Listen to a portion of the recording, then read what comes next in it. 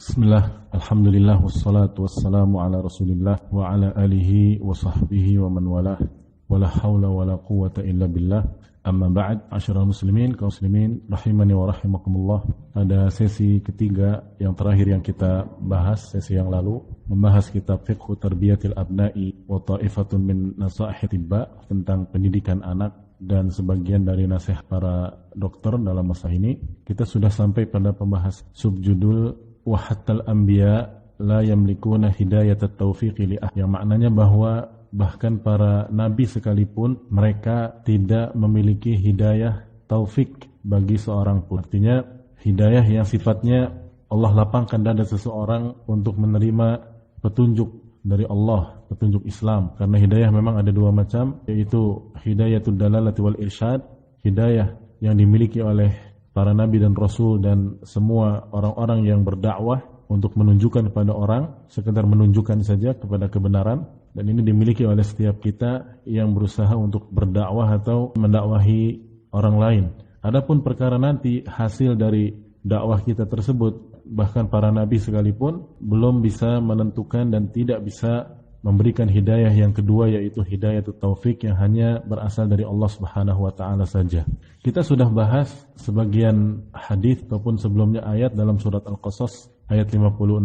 Allah Subhanahu wa taala berfirman, "Innaka la tahdi ahbabta walakinallaha yahdi man yasha wa huwa a'lamu bil muhtadin." Ya, sesungguhnya engkau wahai Muhammad tidak bisa memberikan hidayah atau petunjuk kepada orang yang engkau cintai sekalipun, yaitu pamannya yang bernama Abu Talib, yang sangat sayang kepada beliau semasa hidup beliau. Tapi bahkan ketika meninggalnya pun Rasulullah sallallahu alaihi wasallam tidak bisa memberikannya hidayatut taufik. Karena itu dari Allah Subhanahu wa taala saja. Oleh karena itu Allah berfirman, "Walakinallaha yahdi may yasha." Tapi Allah sajalah yang memberikan tunjuk kepada orang yang Allah kehendaki, wa huwa a'lamu bil muhtadin, dan Allah Maha tahu terhadap orang-orang yang mendapatkan hidayah. Dan sudah kita bahas tentang kisah kematian paman Nabi sallallahu alaihi wasallam yang bernama Abu Talib ini di dalam Sahih Bukhari dan Muslim. Ya, demikian pula para nabi yang lainnya. Kita bisa lihat misalkan Nabi Nuh alaihi salatu wassalam, bagaimana beliau ingin sekali anaknya mengikuti beliau. Ya, sebagaimana dalam surat Hud ayat 42, Nabi Nuh ini mengatakan, "Ya bunayyarkam ma'ana wa la takum ma'al kafirin."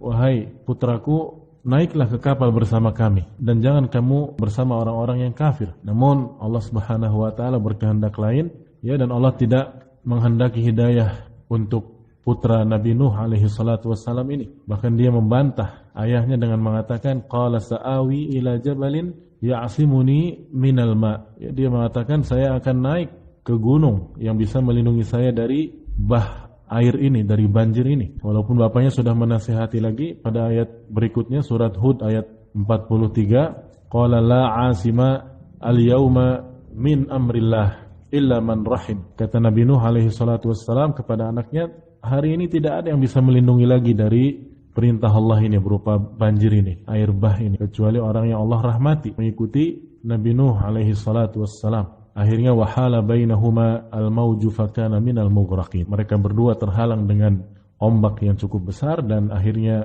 putra Nabi Nuh ini termasuk orang-orang yang tenggelam. Walaupun begitu Nabi Nuh tidak putus asa. Pada ayat-ayat berikutnya beliau berdoa bahkan kepada Allah, "Rabbi innabni min ahli wa inna wa'dakal haqq wa anta ahkamul hakimin." Wahai Rabbku, sesungguhnya putraku itu keluargaku. Sesungguhnya janjimu itu benar dan engkau adalah sebaik-baik atau sebijak-bijak Rabbul Alamin. Tapi Nabi Nuh malah ditegur oleh Allah Subhanahu wa ta'ala.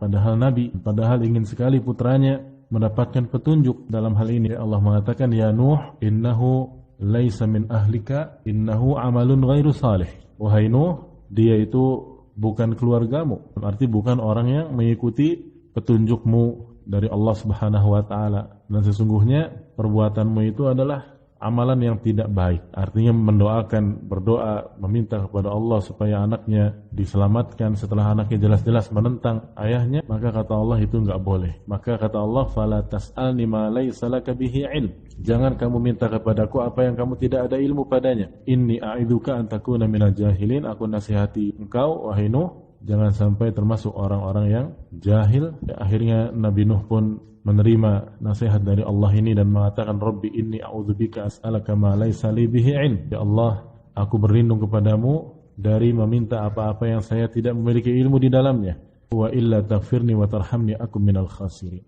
Dan jika engkau tidak mengampuni aku dan tidak merahmati aku, maka niscaya aku termasuk orang-orang yang merugi. Dan juga Nabi Ibrahim alaihi salatu wassalam, dalam Al-Quran banyak disebutkan tentang kisah beliau. InsyaAllah nanti kita lanjutkan pada sesi yang berikutnya, InsyaAllah subhanahu wa ta'ala. Ya, yang bisa kita ambil kesimpulan dari yang tadi dijelaskan, bahwa Nabi sekalipun, ya, bahkan beberapa Nabi nanti dijelaskan berikutnya, itu hanya bisa berusaha. Adapun hidayah pada akhirnya dikembalikan kepada Allah subhanahu wa ta'ala. Hanya Allah lah yang memberikan hidayah kepada hambanya.